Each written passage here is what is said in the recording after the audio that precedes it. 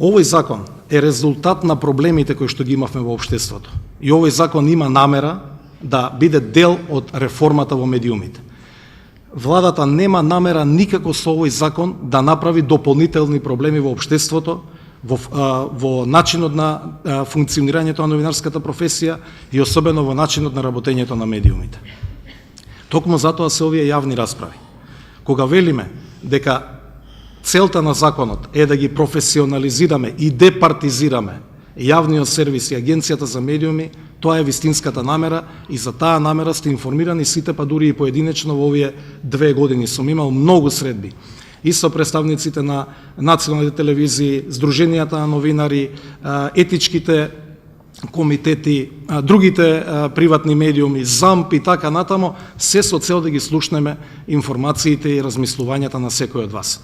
Меѓутоа, законот треба да го донесеме, затоа што некој ќе рече и претходниот е добар. Па ако е добар, зошто овие девијации ни се појавија и зошто имаше толку искривување на законските решенија? Не значи дека и овој ќе биде идеален, но затоа заеднички ќе бидеме тука да го мониторираме. По донесувањето на законот ќе формираме работна група, која што еднаш месечно представници на владата и невладиниот сектор, сите заинтересирани чинители ќе седнеме и ќе наблюдуваме каде се појавуваат дефектите.